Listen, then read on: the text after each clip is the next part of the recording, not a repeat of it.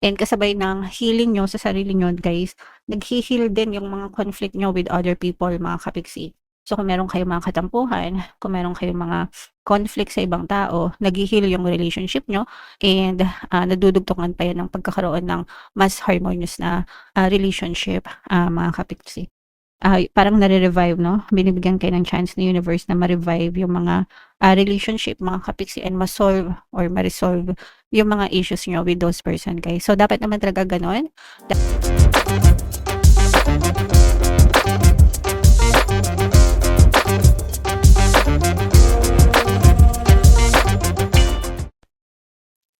Hello guys, hello Libra, welcome back to Pinoy Pixie Tarot. Ang pamagat ng episode natin for tonight is first half kapalaran para ngayong April 1 to 15 para sa Libra, Sun, Moon, Rising, Sign, and Venus. Unahin natin tong deck na to guys. Ito yung mga angel messages para sa inyo. So, eto guys, mag-ingat kayo, no? Kasi baka matrap kayo sa isang tao, bagay, sitwasyon na hindi nyo ginusto. Parang patibong mga kapiksi, no? So, ito madalas ginagawa ito ng mga scammer, guys. Kaya mag-ingat kayo sa mga scammer, mag-ingat kayo sa mga transaction, mag-ingat kayo sa mga pagdidesisyon. Kahit anong pagdidesisyon, guys, na gagawin nyo para hindi kayo mabiktima ng panloloko, mga kapiksi. Okay? So, yan yung first message para sa inyo, guys. Another message for you, Libra. Eto naman ay kakampi, no? So, wag kayong mag-alala, guys, kasi hindi kayo nag-iisa. Palagi kayong may kakampi sa buhay niyo, mga kapiksi. So, unang-una, nandyan si Divine Creator. Yan yung number 1 kakampi natin sa buhay. And even your spirit guides, mga kapiksi. Of course, yung family natin and yung mga close friends natin, guys. Sila yung mga kakampi natin sa paligid natin, and some of us, swerte rin tayo minsan sa mga alaga nating hayop, no? We also treat them as our kakampi sa buhay, guys. So, wag niyong iisipin na nag-iisa kayo, guys. Always remember you're not alone. You were never alone and you will never be alone, mga kapiksi. Okay? And another message, guys. Ito naman mga kapiksi, so maraming ibig sabihin nito for some of you. Maaaring makabili kayo ng mga properties or lumipat kayo sa mga properties na nabili nyo. Mga kapiksi, maaari din kayo magkaroon ng mga investment, or kung may mga investment kayo na real estate like yung mga paupahan, Airbnbs, yung mga private resort, ganyan, yung mga anything na nirerentahan, guys, no? Maaaring maging prosperous yung inyong negosyo. Kung kayo naman ay real estate agents, no? Mga nag-aahente, or kung meron kayong mga binibenta na mga bahay, lupa, ganyan, maaaring pumaldo yung mga sales nyo, yung mga benta nyo, mga kapiksi, or magkaroon kayo ng mga big clients or maraming referral para more sales. Syempre, more money din yung katumbas niyan sa inyo, mga kapiksi. Okay? So, i-main-main nyo tong mga kakampi na to, itong real estate energy na to, guys. I-main-main nyo na yan sa comment section. So, ito naman ay sa pag-ibig, guys. Tingnan naman natin yung mga emosyon na nakapaloob sa inyong relasyon, mga kapiksi. So, eto nalulungkot, guys. Maraming dahilan kung bakit nalulungkot. Una, pwedeng LDR kayo, magkahiwalay kayo, kaya nalulungkot yung bawat isa. Yung iba naman, pwedeng may problema kayo sa relasyon, kaya nalulungkot, mga kapiksi, okay? So, kung may problema, syempre, dapat mag-usap. And kahit na LDR, guys, no, dapat nag-uusap para maibsan yung miss sa isa't isa na mga kapiksi. And eto naman magre-resonate ito sa mga single, guys, no? Kailangan receptive kayo sa relationship, sa pagmamahal, kung gusto nyong dumating yung romantic partner. Kasi hindi yan ibibigay sa inyo pag hindi kayo handa. Pero pag ready na kayo, mga kapiksi, yan, ibibigay na yan sa inyo ng may kapal, guys, okay?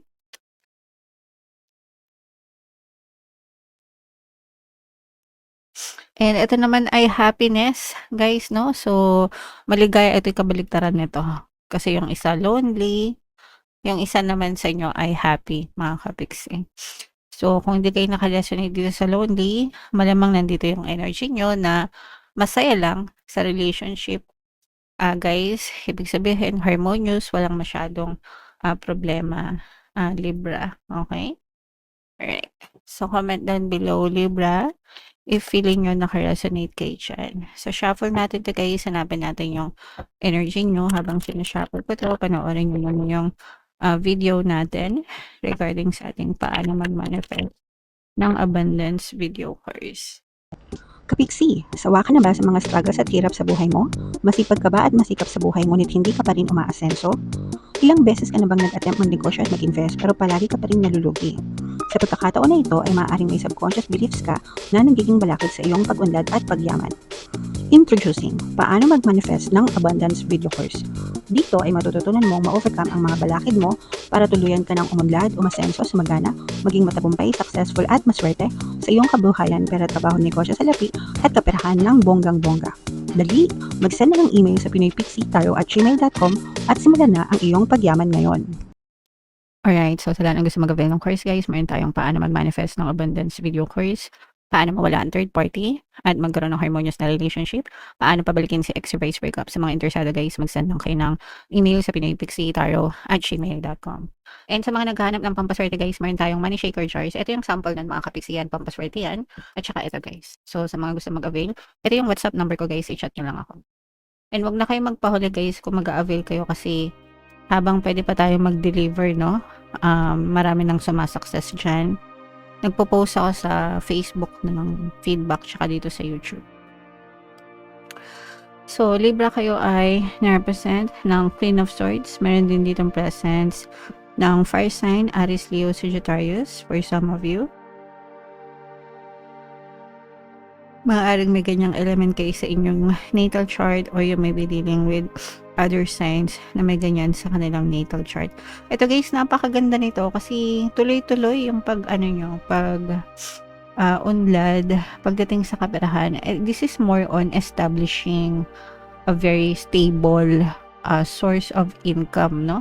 Ibig sabihin nakakapag-establish kayo guys ng matibay na pundasyon pagdating sa pagkakakitaan. Yung iba sa inyo, meron na kayong mga legit na trabaho, fixed source of income, pero hindi pa doon natatapos kasi yung iba sa inyo, parang meron kayong mga part-time or side hustle. And yung iba sa inyo, parang mas malaki pa nga guys, no, yung kinikita nyo sa mga side hustles nyo. But at the same time, ayaw nyo pa rin bitawan yung main source of income nyo, which is okay lang naman, mga kapiksi. And dahil doon, parang mas lalo pang nagbubukas, no, yung opportunity ng pagpasok ng pera sa inyo guys, okay?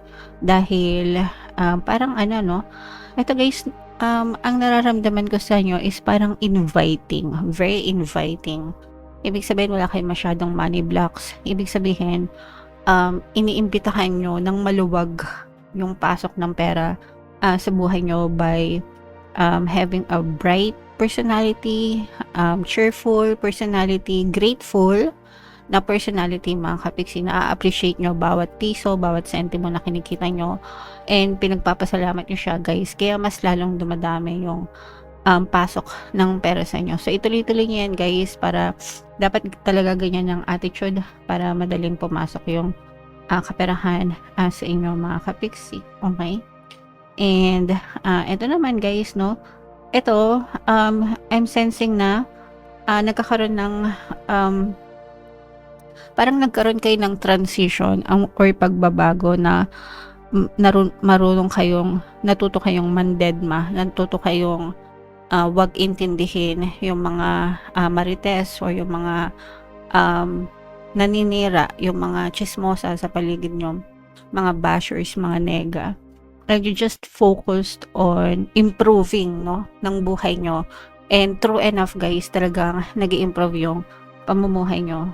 Mga kapiksi, imbis na makipag-chismisan kayo or whatever, guys, binuboost nyo yung attention nyo sa kung paano kayo kikita ng additional income. And true enough, nakikita nyo na yung resulta ngayon, mga kapiksi. Okay? Alright, and for some of you naman, there's a lot of compassion sa inyong relationship, mga kapiksi. Maganda yung connection. Actually, guys, dito nararamdaman natin na parang palagi nyong iniisip yung person nyo, and palagi ka ding iniisip ng person nyo. Depende sa kung ano yung iniisip nyo about your person. So, make sure na kapag iniisip nyo yung person nyo, palagi maganda, para palagi ding maganda yung iniisip sa inyo ng person nyo, mga kapiksi. Pakinggan nyo yung ating pampabalisa na subliminal, guys. Super effective nun. Tsaka yung pampabaliw na subliminal, guys, no, talagang iisip-isipin kayo ng person nyo. Pampamis na subliminal, hahanap-hanapin talaga nila kayo, mga kapiksi. Eto, guys, nare-resolve yung mga conflict, nag-heal yung mga conflict nyo, kung meron kayong mga conflict sa ibang tao. Actually, guys, ang unang nag-heal dito is yung sarili nyo, no? Diba, sabi ko nga sa inyo kanina, parang nawalan na kayo ng pake sa ibang tao, and nag-focus kayo sa sarili nyo. And kasabay ng healing nyo sa sarili nyo, guys, nag-heal din yung mga conflict nyo with other people, mga kapiksi. So, kung meron kayong mga katampuhan, kung meron kayong mga conflict sa ibang tao, nag-heal yung relationship nyo, and nadudugtungan pa yan ng pagkakaroon ng mas harmonious na relationship, mga kapiksi. Parang nare-revive, no? Binibigyan kayo ng chance ni universe na ma-revive yung mga relationship, mga kapiksi, and ma-solve or ma-resolve yung mga issues nyo with those person, guys. So, dapat naman talaga ganon. Dapat iniingatan natin palagi yung relasyon natin sa ibang tao, mga kapiksi. Okay? Alright. So, comment down below, guys, if feeling nyo nakaresonate kayo dyan sa mga messages na yan, and yung mga magaganda dito, guys, i-main nyo na sa comment section, especially itong magaan na daloy ng pera, mga kapiksi. Okay? Alright. So, yeah. Comment down. Kung gusto nyo mas maging magaan yung daloy ng pera, guys, ito, mag-avail na kayo nito. Money Shaker Jars. Promise, ang dami ng sumasakses dyan, mga kapiksi. For more tarot readings, ito yung playlist nyo. Ito naman yung ating success stories ng paano mag-manifest ng abundance video course. Panoorin nyo itong video natin, guys, about Money Shaker Jars. Thank you for liking, sharing, and subscribing. See you next time, guys. I love you all. Have a nice day. Bye-bye.